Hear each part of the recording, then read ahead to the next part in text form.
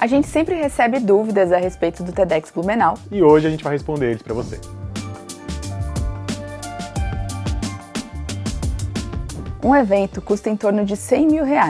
E por que a gente cobra ingressos, mesmo a equipe sendo voluntária? Porque existem vários custos envolvidos na construção de um evento como esse. Logística, estrutura, audiovisual, experiência e outras áreas. É por isso que a gente cobra ingresso.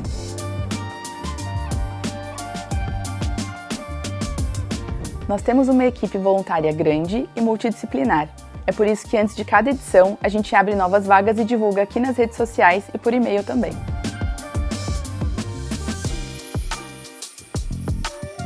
O nosso processo de curadoria dura em média 4 a 5 meses, e é um processo que atua por duas frentes. Uma busca ativa, onde o nosso time de curadoria está mapeando ideias, vozes, iniciativas que a gente acha que podem combinar com a temática do ano que a gente está começando a trabalhar, e por um formulário que fica aberto no site do TEDx Blumenau o ano inteiro.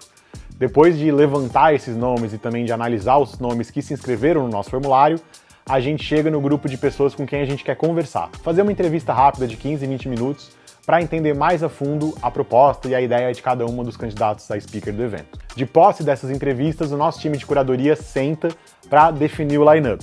Depois de uma primeira passada por todas as candidaturas, a gente começa a entender onde estão os gaps e as principais lacunas do nosso line-up.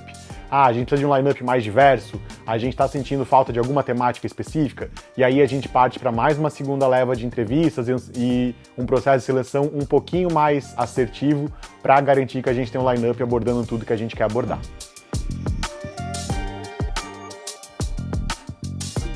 Os palestrantes, depois de escolhidos por regra do TED, não podem ser pagos para falar no evento, mas o TEDx Blumenau cobre todos os custos de transporte, de alimentação e de hospedagem durante o tempo que eles estiverem aqui.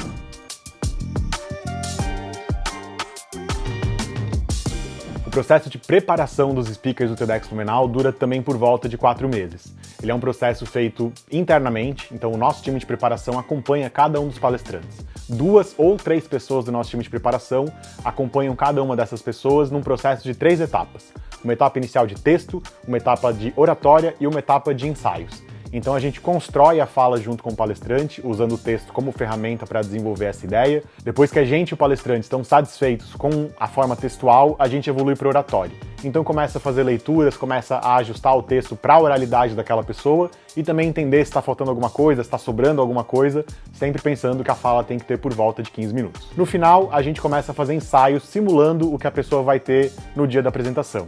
Então, de pé, se a pessoa vai usar slide, já tentando fazer esses ensaios com slide e cronometrando. Esse processo como um todo dura mais ou menos 4 meses e culmina com o ensaio de palco. Sempre um dia antes do evento, o nosso time de preparação se junta com os palestrantes, já no espaço, no palco, onde vai acontecer o evento, e passa o dia todo simulando a apresentação no ensaio de palco. Esse processo de curadoria e de preparação acontece desde a primeira edição do TEDx Blumenau. A gente fala que ele está sempre em beta, porque todo ano a gente olha para ele e entende onde estão os gaps, onde estão os defeitos e como a gente pode melhorar esse processo pensando no ano seguinte. O que a gente tem agora é resultado de 10 anos de experimentação, de testes e, claro, de muito sucesso também.